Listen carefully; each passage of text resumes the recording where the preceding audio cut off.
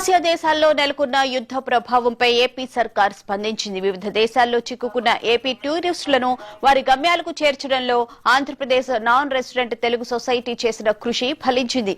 AP NRT control room, help లైన్ల సహకారంతో వేలాది ఆంధ్ర యాత్రికులు తమ గమ్యాలకు చేరుకున్నారు. యుద్ధ ప్రభావిత ప్రాంతాల్లో ఉన్నవారు 90% మంది స్వస్థలాలకు వచ్చారని, ఇంకా ఎవరైనా ఇబ్బందులు ఎదుర్కొనేవారుంటే హెల్ప్ లైన్ ను సంప్రదిస్తే వారికి అన్ని రకాల సహకారం అందిస్తామంటున్న ఏపీ ఎన్ఆర్టీ అధ్యక్షులు వేమూరి రవితో మా correspondent Gandhi face to face. పశ్చిమాసియా దేశాల్లో యుద్ధం కారణంగా మొత్తం అక్కడ ఉన్నటువంటి చిక్కున్నటువంటి భారతీయులు అయితే మాత్రం ఒక ఎంత ఆందోళనలో ఉన్నారు. అయితే వాళ్ళని ఇక్కడికి భారతదేశానికి తీసుకొచ్చేందుకు ఆంధ్రప్రదేశ్ ప్రభుత్వం ఏదైతే ఆంధ్రప్రదేశ్ చెందినటువంటి వాళ్ళు అక్కడ టూరిజంకి వెళ్ళినా కానీ ఇతర పనుల మీద వెళ్ళిన వాళ్ళు కూడా అక్కడ కొంత స్ట్రక్ అయిన పరిస్థితి ఉంది. అయితే వాళ్ళని రెస్క్యూ చేసేందుకు ఆంధ్రప్రదేశ్ ప్రభుత్వం అయితే మాత్రం ముందుకొచ్చింది. అట్లాగే ఏదైతే Andhra Pradesh non resident Telugu society ఉందో ఆ సొసైటీకి సంబంధించి అందరూ కూడా రెస్క్యూ ఆపరేషన్ చేస్తున్నారు. అయితే ప్రస్తుతం ఈ రెస్క్యూ గురించి మాట్లాడేందుకు మనతో ఇక్కడ AP NRT president Vemuri Ravikumar మనతో ఉన్నారు. సార్ చెప్పండి, ఈ ఇరాన్ కానీ అట్లాగే గల్ఫ్ సంబంధించిన యుద్ధం వల్ల మనకు సంబంధించిన ప్రధానంగా మన ఆంధ్రప్రదేశ్ నుంచి ఎంతమంది అక్కడ హెల్డ్ అయి ఉన్నారు ఆల్రెడీ, టూరిజం కానీ ఇతర పర్పస్ కానీ, వాళ్ళు ఎంతమంది మీరు రెస్క్యూ చేయడం జరిగింది? అంటే దీన్ని పూర్తిగా రెస్క్యూ అనలేమండి. మనకి ఆల్మోస్ట్ 10 లక్షల మంది ఉన్నారు ఈ కంట్రీలు అన్నింటిలో కలిపి తెలుగాళ్ళు. ఎక్కువ మంది అక్కడ ఉద్యోగం చేసుకునే వాళ్ళు. వాళ్ళని మనం పెద్దగా తీసుకురావడానికి ప్రయత్నం చేయలేదు. వాళ్ళు కూడా ఎక్కువ అడగట్లేదు ఇంకా. ఎందుకంటే ఈ ఇరాన్ ఎవరి మీద పడుతున్నా కానీ మోస్ట్లీ అమెరికన్ యాసెట్స్ మీద పడుతుంది, రెగ్యులర్ పీపుల్ మీద ఇంకా వెళ్ళట్లేదు. అందుకనే మనకు అంత ప్రాణ నష్టం కూడా మన తెలుగు వాళ్ళకి ఏం జరగలేదు ఇంతవరకు. కాకపోతే ఇది మొదలైనప్పుడు అందరం 2-3 రోజులు అయిపోద్ది అనుకున్నాం, కానీ అట్లా లేదు. ఇప్పుడు ఆ ఇరాన్ వాళ్ళ పట్టుదల చూస్తుంటే ఇది కూడా ఉక్రెయిన్ వాళ్ళనే 1 సంవత్సరం నడిచేట్టుగా ఉంది.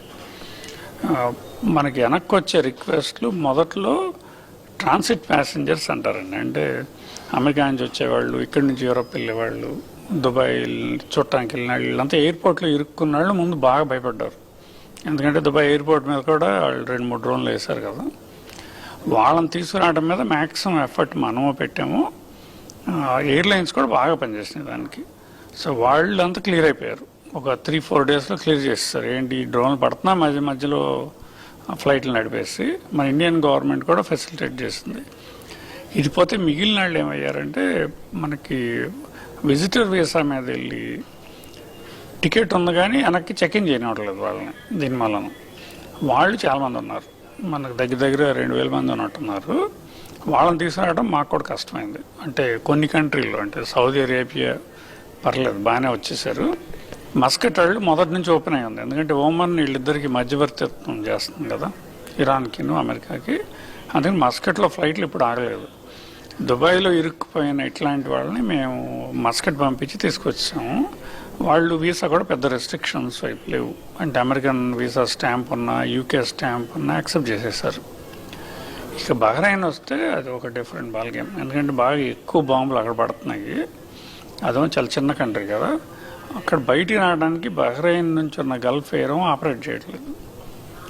అందుకని సౌదీ అరేబియాకి తీసుకొద్దామని చూస్తే ఈ ట్రాన్సిట్ వీసా కష్టంగా ఉంది. అది మొత్తానికి మన ఎంఈఏ వాళ్ళు కానీ మన అంబాసిడర్లు కానీ బాగా చేసి మొత్తానికి అది ఓపెన్ చేశారు ఆ రౌట్. నిన్న మాకు తెలిసినంత వరకు ఇట్లా స్టాండ్ అయిపోయిన అందరూ వచ్చేసారు. దగ్గర 2000 మంది వచ్చినట్టున్నారు అందరు కలిపి తెలుగు. మిగిలిన స్టేట్లకి మనకి తేడా ఏంటంటే మనకి ఏపీ ఎన్ఆర్టీకి ఎక్సలెంట్ సిస్టమ్ ఉంది. ఆల్మోస్ట్ 100 మంది కోఆర్డినేటర్లు ఉన్నారు. మన బూట్స్ ఆన్ ది గ్రౌండ్. నేను కూడా మన గవర్నమెంట్ తరఫున చేసిన దానికన్నా, మన గవర్నమెంట్ ఆఫ్ ఇండియా చేసిన దానికంటే మన కోఆర్డినేటర్లు చేసే పని ఎక్కువ. వీళ్ళు అక్కడ ఇరుక్కుపోయి ఎయిర్పోర్ట్లో ఉన్న వాళ్ళు ఇంటికి కూడా తీసుకుపోయారు చాలామంది. సో మనకి గాడ్స్ అండి ఇది మటుకు. ఇది మొత్తానికైతే కనుక ఎవరైనా సరే మిడిల్ ఈస్ట్ ఏషియాలో ఉన్నటువంటి ఎవరన్నా కనుక ఇంకా హెల్డ్ అయిపోయినటువంటి టూరిస్టులు కానీ, ఎవరైనా ఇతరత్ర కారణాలతో రావాల్సిన వాళ్ళు కానీ ఏపీ ఎన్ఆర్టీ వెబ్సైట్లో కానీ, లేకపోతే కనుక అక్కడ ఉన్నటువంటి ఏదైతే హాట్లైన్ ఉందో దాన్ని కానీ వాళ్ళు దాని ద్వారా ప్రాసెస్ అప్రోచ్ అయితే కనుక ఏపీ ఎన్ఆర్టీ వాళ్ళు ఖచ్చితంగా వాళ్ళకి హెల్ప్ చేస్తామని చెప్పి కూడా రవికుమార్ చెప్తున్నారు. రాబోయే కాలంలో ఎవరైనా సరే ఇట్లా ఆసియా దేశాల్లో ఉన్నటువంటి ఎవరైనా సరే వాళ్ళకి ఏ రకమైన సమస్య వచ్చినా కానీ యుద్ధం కారణంగా వాళ్ళైతే ఏపీఎన్ఆర్టీని సంప్రదించాలి. అక్కడికక్కడే కోఆర్డినేషన్ వ్యవస్థ కూడా ఉంది కాబట్టి అక్కడ వాళ్ళని నేరుగా వాళ్ళని సంప్రదించినా, లేకపోతే కనుక ఇక్కడ ఎన్ఆర్టీ హెడ్ ఆఫీస్ని కన్సల్ట్ చేసినా కానీ వాళ్ళకి మేము హెల్ప్ చేస్తాము ప్రభుత్వ పరంగా అని చెప్పి కూడా చెప్తున్నారు. మొత్తానికైతే కనుక ఎవరు అంటే దాదాపుగా వెళ్ళిన వాళ్ళందరూ అక్కడ టూరిజం పర్పస్కి వెళ్ళిన వాళ్ళందరూ కూడా ఇక్కడికి వచ్చేసారు ఆల్రెడీ 90% అని చెప్తున్నారు.